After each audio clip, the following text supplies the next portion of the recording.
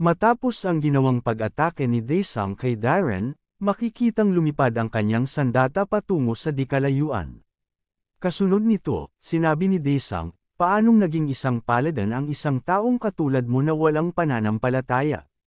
Sa kabilang banda, sinubukang makiusap si Darren kay Daesung na huwag siyang tapusin, ngunit sa kabila ng kanyang pakiusap, sinaksak pa rin siya ni Daesung, na agad nagpasuka sa kanya ng dugo. Hindi pa natapos doon, ginamit ni Daesung ang kanyang kakayahan na King of Hell's Wrath. Dahil dito, nagsimulang masunog ang katawan ni Darren sa naglalagablab na apoy mula sa kakayahan ni Daesung. Patuloy na sumisigaw si Darren habang nasusunog ang kanyang buong katawan, at bago siya tuluyang maglaho, sinabi niya, hindi ko akalain na ganito lamang ako mamamatay. Kasunod nito, nakatanggap si Daesung ng isang notification na natalo niya ang isa sa mga fragment ng Titan, kaya umabot na ng 100% ang kanyang implementation rate. Binanggit din na tatanggalin na ang selyo ng kanyang Demon God transformation. Biglang nag-umapaw ang kapangyarihan ni Daesung at nagpakawala siya ng matinding liwanag na tumagos hindi lamang sa gusali kundi maging hanggang sa kalawakan. Makikita na nag-transform si Daesung bilang isang demon god.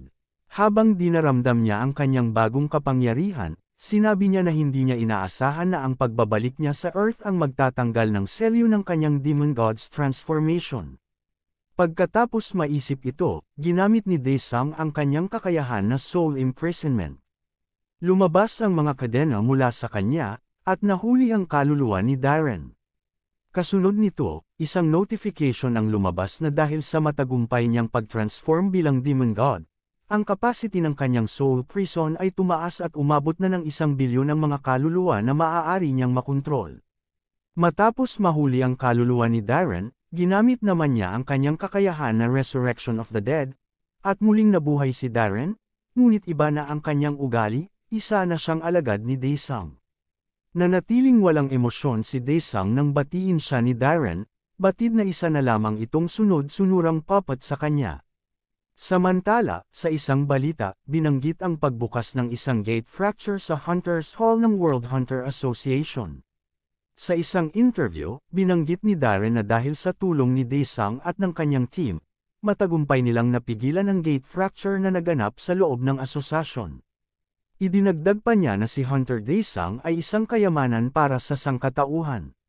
Habang nagaganap ang interview, makikita ang 3 matandang lalaki na nanunood ng balita. Isa sa kanila ang nagtanong kung bakit hindi pa sila dinadalhan ni Darren ng karne ng Titan, at sa halip, kung ano-ano pa ang mga ginagawa nito. Binanggit ng isa pang matanda na ang iba pang naunang kumain ng karne ng Titan ay kasalukuyang nagpa-party na. Habang nag-uusap sila, biglang bumukas ang pinto ng kanilang silid. Nang tiningnan nila kung sino ito, nakita nila si Daesung, na tinanong kung bakit 3 lamang sila roon. Agad namang tinawag ng isa sa mga matanda ang kanilang mga guardian, na agad ding lumitaw sa paligid ni Daesung. Ngunit sa kabila nito, nanatili lamang si Daesung sa kanyang pwesto at tiningnan sila. Dahil dito, sinabi ng isa sa mga matanda na bawat isa sa kanilang mga guardian ay mas malakas pa kaysa sa isang S-class hunter, kaya't pagsisisihan ni Daesung ang pagpunta roon. Ngunit bago pa siya matapos magsalita, nagpakawala si Daesung ng mga kadena na agad pumulupot sa mga guardian ng mga matanda. Sinubukan ng mga ito na kumawala, ngunit bigla silang nasunog dahil sa kakayahan ng mga kadena na Hellfire. Pagkalipas ng ilang sandali, tuluyan nang naging abo ang mga guardian. Samantala, makikitang naghikab si Daesung at tinanong ang mga matanda, iyon lang ba ang kaya ninyong gawin? Naiwang nakatulala at hindi makapaniwala ang 3 matanda sa kanilang nasaksihan, ganoon lamang kadali tinalo ni Daesung ang kanilang ipinagmamalaking mga guardian. Pagkatapos nito, lumabas si Daesung sa gusali at nakita niya si Darren na naghihintay sa kanya. Agad lumuhad si Darren at binati siya, tinatawag siyang Absolute One. Tinanong ni Daesung kung bakit 3 lamang ang natagpuan niya roon. Ipinaliwanag ni Darren na ang mga nakakain na ng karne ng Titan ay malamang hindi nababalik sa lugar na iyon, at gagamitin niya ang buong organisasyon ng World Hunter Association para hanapin ang kanilang mga lokasyon. Idinagdag pa niya na kapag nalaman ng tatlong natitirang kasamahan na namatay na ang iba, lalo lamang silang magtatago. Sinabi ni Daesung na bagamat nakakainis iyon, wala na siyang magagawa tungkol dito. Pagkatapos, tinanong niya si Darren kung dapat pa ba siyang magpakita ng mga warning signs upang hindi na lumabas ang natitirang mga kalaban. Pagkasabi nito, biglang sumabog ang gusali na kinaroroonan ng tatlong matanda, at nagsimulang maglakad paalis si Daesung. Tinawag niya si Darren bilang Soldier Number 31, at inutusan siyang sumunod, na agad namang sinunod ni Darren. Samantala sa isang tagong bar, makikitang umiinom si Aslan. Ngunit habang ginagawa niya ito, bigla siyang nagalit at sinabi na ang kanyang kapatid ay masyadong bobo dahil namatay ito ng ganun-ganun lamang. Pagkasabi niya nito, may lumapit sa kanya at tinawag siyang director. Nang tingnan niya kung sino ito, nakita niya na ito ang assistant ni Darren, kaya sinabi ni Aslan, nakatakas pala ito. Kasunod nito, tinanong ng babae kung ano ang kalagayan ng kanilang presidente. Sinabi naman ni Aslan na ang taong nakikita nila ngayon ay hindi na si Darren, dahil isa na lamang itong puppet na kinokontrol ni Daesung. Bigla namang natahimik ang babae matapos marinig ito, at pagkatapos ay tinanong si Aslan kung ano na ang gagawin nila ngayon. Ngunit hindi ito sinagot ni Aslan, at sa halip ay tinanong siya, talaga bang iniisip mong maghiganti kay Daesung? Sinabi naman ng babae na si Darren ang nag-alaga sa kanya simula noong bata pa siya, dahil isa lamang siyang ulila at si Darren na ang nagpalaki sa kanya. Bigla namang pumalakpak si Aslan matapos marinig ito at sinabi sa babae, isipin mo na lang na nasangkot si Darren sa isang car accident at mag-move on ka na lamang, dahil ang aura ni Daesung ay hindi may kukumpara sa kung ano ang mayroon sila. Tila wala namang balak sumuko ang assistant at sinasabi pang hindi niya pwedeng gawin iyon. Habang nag-uusap ang dalawa, biglang bumukas ang pinto ng bar, at pagkatapos nito, biglang bumagsak sa sahig ang mga tao sa loob, maliban sa kanilang dalawa. Habang sinusuri pa ni Aslan ang paligid, nakita niya na silang dalawa na lamang ang gising, dahil lahat ng iba pang nandoon ay nawala ng malay. Napansin din niya na ang aura na nagmumula sa taong nasa likod ng pinto ay kakaiba, isang aura na hindi pa niya naramdaman noon. Kasunod nito, nakita nila ang isang nagliliwanag na babae, at tinawag sila nito na mga munting nilalang. Nagpakilala ang babae bilang si Barachel, ang rank 3rd sa Celestial Order. Matapos magpakilala ito, naramdaman din ng babaeng kasama ni Aslan na nagsimulang manginig ang kanyang katawan, at tuluyan na rin siyang bumagsak sa sahig. Nang makita ito, biglang nag-alala si Aslan, dahil ramdam na ramdam niya kung gaano kalakas ang babaeng kaharap niya. Samantala, matapos makita na bumagsak na ang babae, sinabi ni Elizabeth na ang mga life form sa planetang ito ay kakaiba, kahit masyadong mahina ang kanilang katawan, ang mga ambisyon nila ay umaabot sa pinakamalayong bahagi ng kalawakan. Si Aslan naman, matapos marinig ito, ay tinanong si Elizabeth kung si Daesung ba ang nagpadala sa kanya dito. Sinabi naman nito na hindi niya kailangang matakot dahil pumunta siya para iligtas ang planetang ito. Ngunit pagkasabi niya nito, bigla niyang naramdaman na tila pinipigilan siya ng source ng planeta at pinaalis na siya. Si Aslan, na patuloy na nararamdaman ang matinding pressure na nagmumula kay Elizabeth, ay pilit na nilalabanan ito, ngunit naisip din niya na kung damaykit sa kanya ang aura mula dito, baka bigla na lamang siyang maglaho. Sa kanyang pagkagulat, bigla na lamang idinikit ni Elizabeth ang kanyang daliri sa noo ni Aslan at sinabi na sa kanilang planeta, mayroong mga nilalang na nagmula sa malevolent stars ng Hans at maging mga nilalang na nagmula sa Iron Prison. Kasunod nito, sinabi niyang bibigyan niya si Aslan ng isang marka dahil magkikita silang muli sa malapit na hinaharap.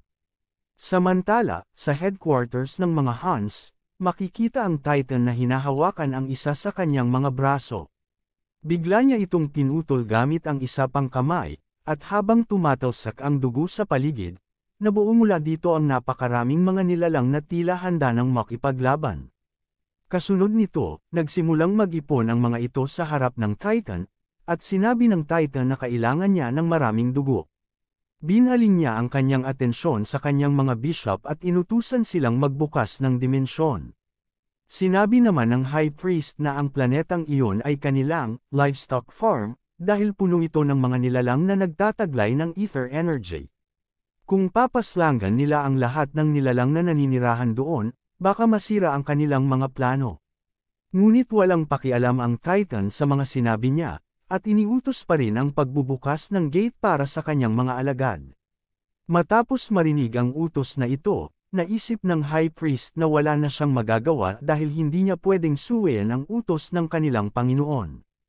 Kaya nagpasya siyang utusan ng ilan sa kanilang mga bishop na siguraduhin ang kaligtasan ng ilang mga tao na pwede nilang paramihin.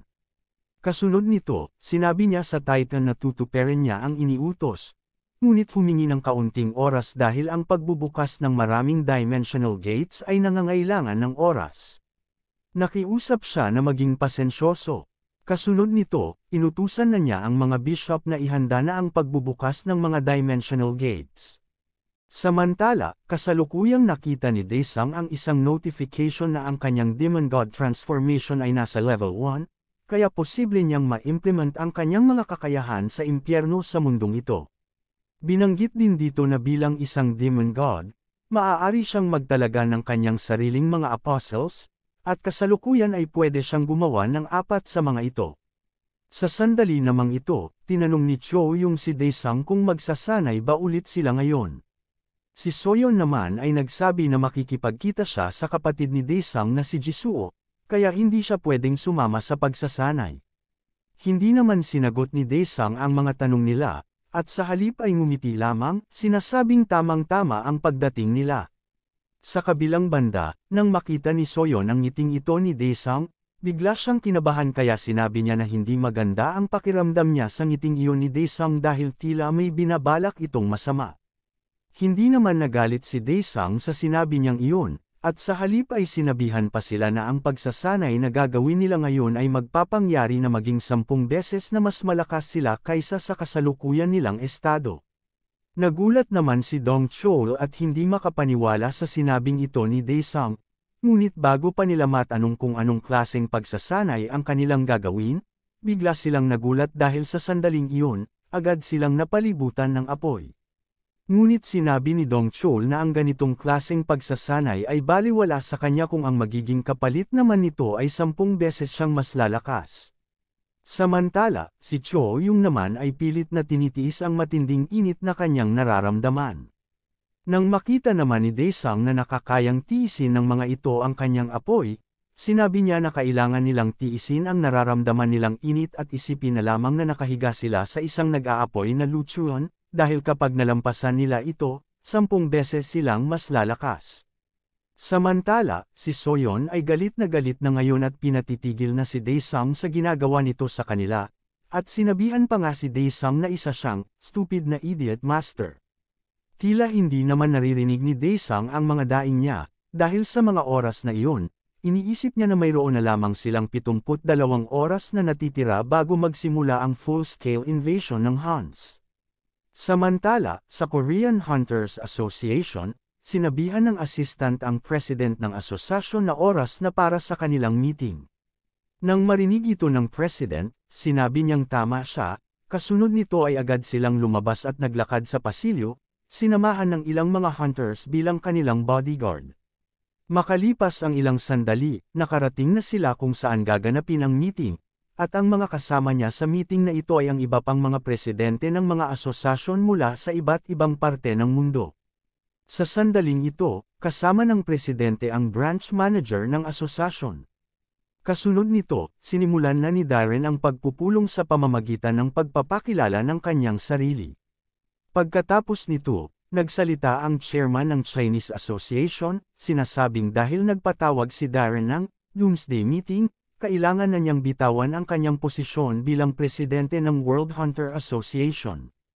Hindi naman pinansin ni Darren ang mga sinabi niya, at sa halip, sinabi pa nga na hindi na niya kailangang sabihin iyon sa kanya, dahil magre-resign na talaga siya bilang president pagkatapos ng meeting na ito.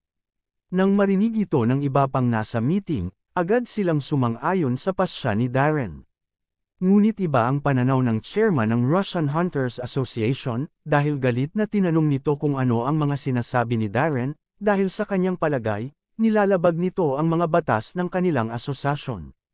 Idinagdag pa niya na ang Doomsday Meeting ay ang pinakamataas na awtoridad ng asosasyon dahil kaya nitong tawagin ang lahat ng hunters sa buong mundo. Kaya dahil dito, siya bilang kinatawan ng Russia, ay nangangakong papanagutan ang lahat ng may kinalaman sa pagtawag ng meeting na ito. Nang marinig ito ng chairman ng Korean Hunters Association, sinabi niyang mas inuuna pa ng mga ito ang pamumulitika kaysa harapin ang kanilang problema. Kaya galit niyang pinatahimik ang lahat at sinabi na hayaan si President Darren na sabihin kung ano talaga ang layunin ng pagtawag ng Doomsday Meeting na ito. Sa kabila ng mga paratang laban sa kanya, nakangiting nagpasalamat si Darren kay Chairman Park Jung-ho, at pagkatapos ay sinabi na ang dahilan ng pagtawag niya ng meeting na ito ay simple lamang, 3 araw mula ngayon, magaganap ang isang malaking pananakop ng mga nilalang na nagmula sa ibang mundo, at ang kaganapang ito ay mangyayari sa buong mundo. Agad namang nagulat ang mga nasa loob ng meeting nang marinig ito.